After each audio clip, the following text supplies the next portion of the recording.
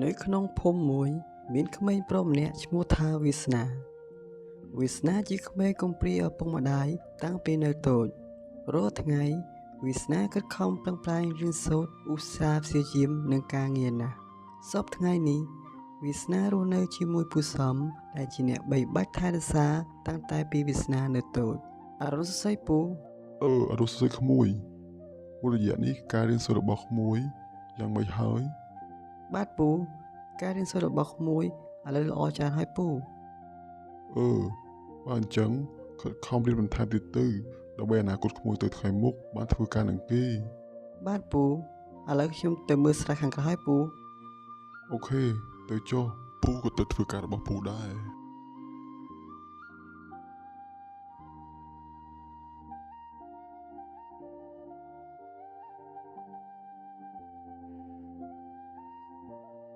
មីងសយជាស្ត្រីមេម៉ាយដែលរស់នៅជាមួយកូនស្រីតែ2នាក់កូនស្រីរបស់គាត់ឈ្មោះថាបុប្ផានាងជានារីដ៏ស្រស់ស្អាតម្នាក់នៅក្នុងភូមិមានបរិសុទ្ធជាច្រើនតាមលួចស្រឡាញ់នាងតែនាងមិនចាក់រំនឹងបរិសុទ្ធណាឡើយកូនថ្ងៃនេះអត់ទៅរៀនទេកូនចាស់ម៉ែថ្ងៃនេះជាថ្ងៃចូលសម្រាប់ទេម៉ែម៉ែចាស់ហើយចេះតែភ្លេចភ្លាំងអញ្ចឹងហើយណាកូនបើកូនអត់ទៅរៀនទំនេរកូនទៅផ្សារទិញម្ហូបមកចាស់ម៉ែ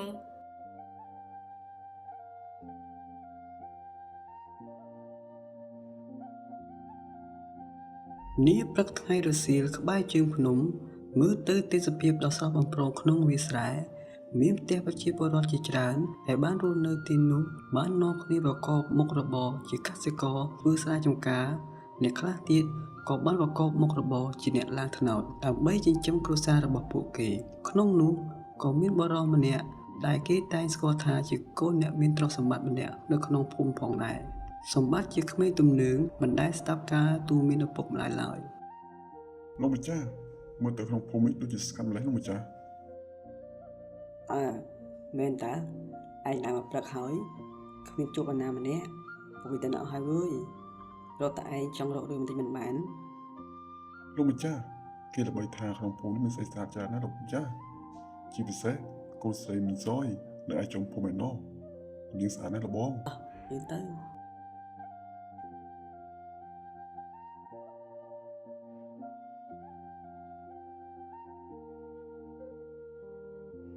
គ្រានោះពូសៅបានត្រឡប់មកពីការលូតទឹករបស់គាត់វិញក៏ប្រទះឃើញមានសម្បត្តិនៅតាមផ្លូវមួយទៅទឹកណត់ពូទេទឹកណត់ពូឡើយមានរង្វាន់ណារង្វាន់អីគេពូមិនមានឃើញរង្វាន់ស្អីផងពូឯងមានរង្វាន់ពិសេសមែនពូនិយាយលេងជាមួយក្មួយទេគ្មានរង្វាន់មកពីណាមកពីណីទេបើមានមែនពូមិនចាំបាច់ដើរលក់រាល់ថ្ងៃទេអញ្ចឹងពូលីសិនហើយ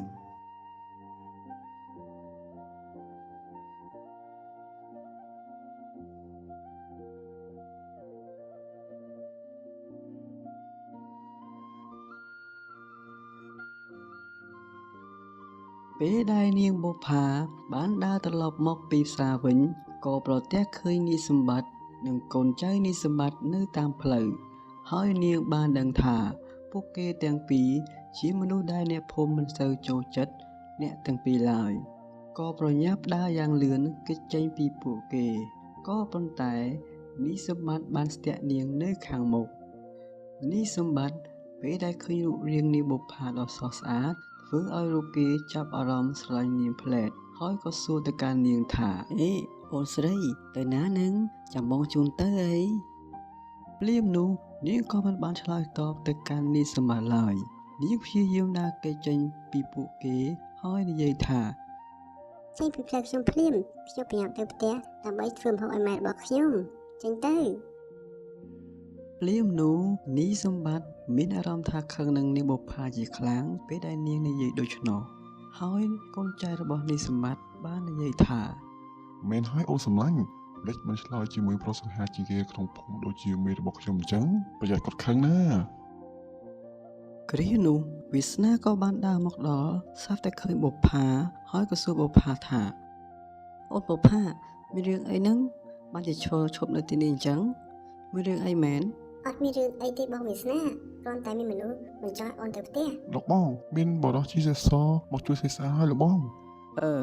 អ អញឃើញហើយតើវាជានរណាបានជាវាចេះដឹងរឿងអញទៅវិញ បានលោកបងវាជាកូនកំព្រាឪពុកម្ដាយឈ្មោះថាវាសនាដែលរស់នៅជាមួយពូសំនៅដើមភូមិនោះលោកបង អូអញ្ចឹងទេអវាសនា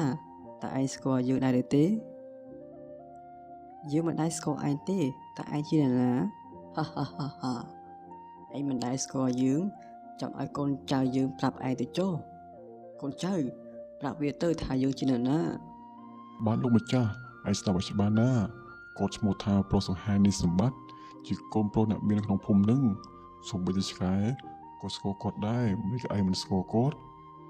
លើសហើយវើយអាវាសនាកុំចេះដឹងរឿងគេប្រយ័ត្នមានរឿងណាវើយ តោះអូរផាកុំនិយាយច្រើនចាំបងជូនទៅថ្ងៃត្រង់ហើយព្រោះអីប្រញាប់ធ្វើម្ហូបឲ្យម៉ែអូនផង តោះបងវាសនាយើងទៅ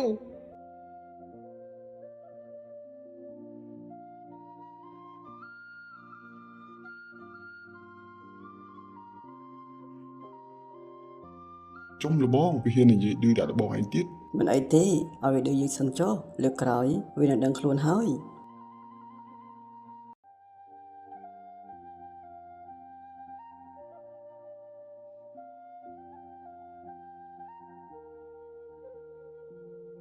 ពេលនោះដែរម្ដាយនាងបុប្ផាបានឈរចាំផ្លូវកូនត្រឡប់មកពីផ្សារវិញយ៉ាងអន្ទះសាដោយគាត់បាននិយាយថា យីថ្ងៃនេះកូនបុប្ផា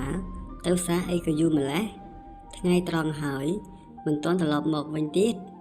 ឬក៏មានរឿងអីកើតឡើងលើកូនស្រីរបស់ខ្ញុំទៅ ភ្លាមនោះ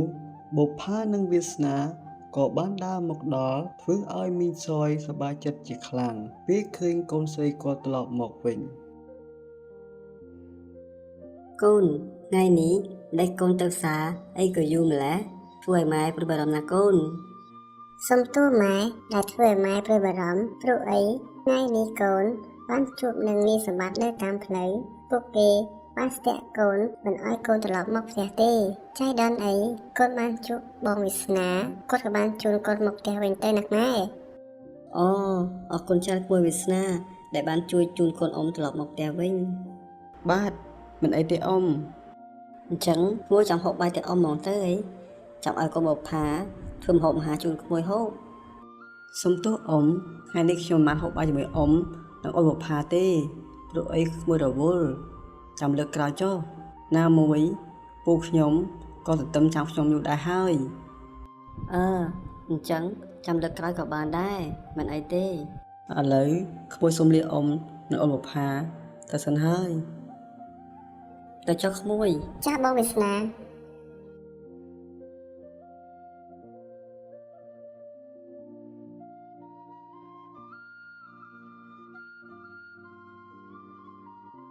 និយាយពីនីសម្បត្តិនិងកូនចៅវិញបាននាំគ្នាមកអង្គុយផឹកសាក្នុងទៀមមួយកន្លែងបាននាំគ្នានិយាយរឿងរ៉ាវដែលតាក់ទងនឹងវាសនាកាលពីប្រហែលថ្ងៃមុន លោកបងថ្ងៃមុនខ្ញុំខឹងនឹងអវាសនាណាស់ដែលហ៊ានធ្វើរឿងនឹងអ្នកលោកបង អើអញក៏ខឹងនឹងវាដែរវាហ៊ាននិយាយចឹងដាក់យើងវាលេងប៉ះខំនឹងហើយវើយ លោកបងខ្ញុំមានវិធីកម្ចាត់អវាសនាកុំឲ្យតាក់ទងនឹងឧបផាហើយ អើនិយាយមក ខ្ញុំស្គាល់កូនចៅអាសនពួកវាជាក្រុមអ្នកលេងនៅចុងភូមិឯណោះខ្ញុំនឹងជួលពួកវាឲ្យទៅធ្វើបាបអវាសនាកុំឲ្យវាតាក់ទងនឹងឧបផាទៀត អើអញ្ចឹងឯងទៅប្រាប់វាទៅថាវាធ្វើកិច្ចការនឹងអត់បើវាធ្វើជោគជ័យយើងនឹងឲ្យលុយបន្ថែមវាលើនឹងទៀត បាទលោកបងខ្ញុំនឹងទៅជួបពួកវានៅថ្ងៃស្អែក បន្ទាប់ពីពួកគេនិយាយគ្នារួចក៏បានដើរចាកចេញទៅភ្លាមនោះបរិសុទ្ធជាអ្នកលូស្រាបានលើកពួកគេនិយាយដូច្នោះក៏បាននិយាយថាអាំងតែខ្លួនមានលុយនៅអំណាចគិតតែដើរធ្វើបាបគេឯងយ៉ាប់ណាស់សង្គមយើងឥឡូវពេលព្រឹកស្អែកមកដល់កូនចៅនាយសម្បត្តិក៏បានធ្វើដំណើរទៅជួបជាមួយនឹងនីសនដើម្បីនិយាយពីរឿងរ៉ាវកាលពីម្សិលមិញប្រាប់ទៅពួកគេ លបងមានគេចង់ធ្វើលបង ឲ្យគេចូលមក ដាក់ចូលមកវើយ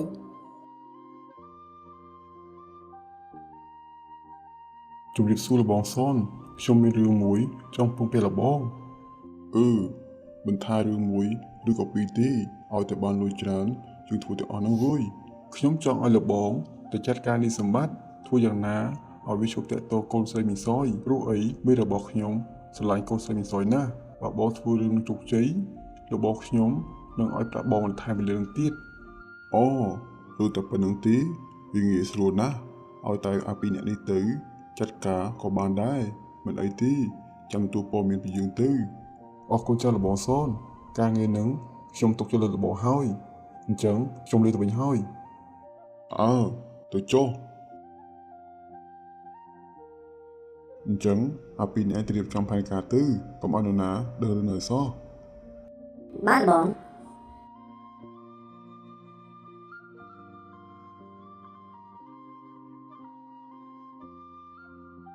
ក្រឡេកមើលទេសភាពក្នុងវាលស្រែដ៏ស្រស់បំព្រងខៀវស្រងាត់គួរជាទីមនោរម្យ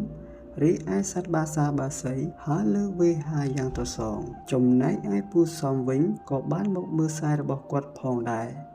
យីស្រែឆ្នាំនេះមើលទៅពិតជាល្អមែន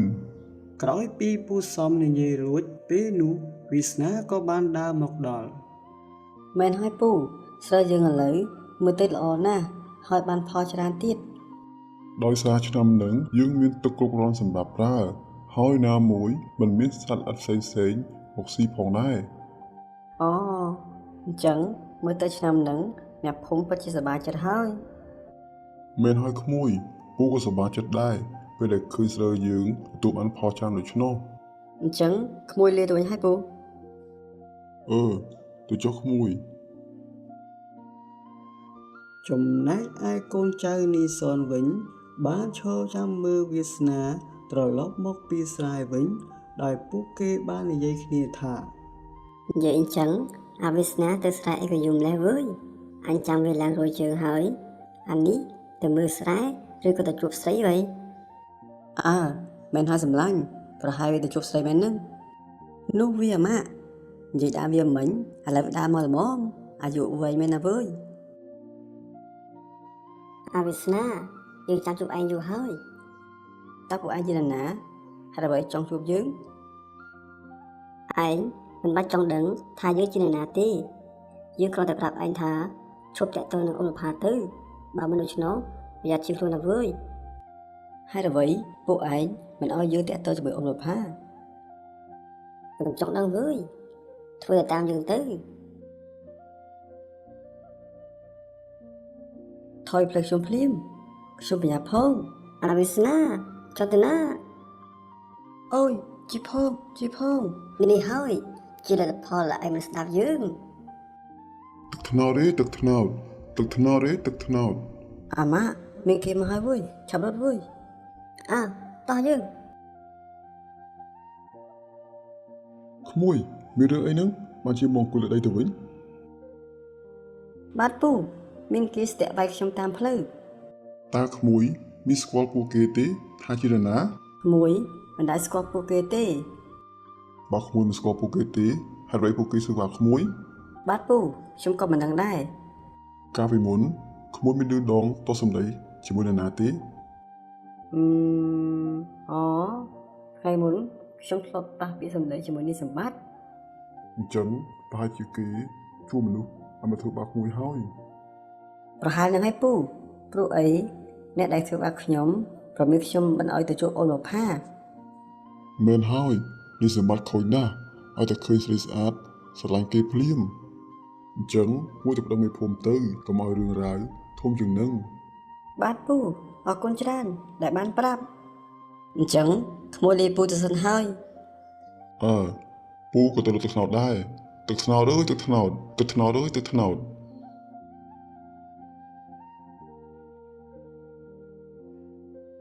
ក្រោយពីវាសនាដឹងរឿងរ៉ាវគ្រប់យ៉ាងអំពីនាយសម្បត្តិរួចក៏នាំពូសំទៅជួបមេភូមិដើម្បីនិយាយរឿងរ៉ាវតាក់ទងដែលខ្លួនបានជួបប្រទះ មិនអីទេចាំពូរៀបចំឯកសារដើម្បីសាកសួរទៅនាយសម្បត្តិអរគុណពូមេភូមិច្រើនណាស់ដែលបានជួយដោះស្រាយរឿងនឹងដល់ក្មួយរបស់ខ្ញុំមិនអីទេ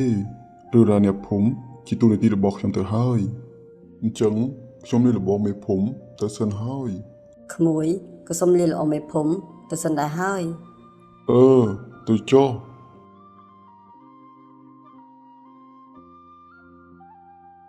និយាយពីនីសម្បត្តិវិញកំពុងឈរចាំកូនចៅត្រឡប់មកពីផ្ទះនីសនដើម្បីចង់ដឹងរឿងរ៉ាវកាលពីថ្ងៃមុនយីវាទៅយូរម៉េះវើយអញចាំដូចម៉ែមកវិសាហើយ ល្បងយើងមានរឿងធំហើយល្បង មានរឿងអីបានជាឯងរត់ទៅហេតុហល់យ៉ាងនេះ បាទល្បងខ្ញុំឮថាអវិស្នាទៅរកមេភូមិដើម្បីដោះស្រាយរឿងរបស់បង ហេតុអ្វីវាដឹងថាយើងជាអ្នកធ្វើបាបវា ខ្ញុំក៏មិនដឹងដែរល្បង តោះយើងទៅជួបអសរទាំងអស់គ្នា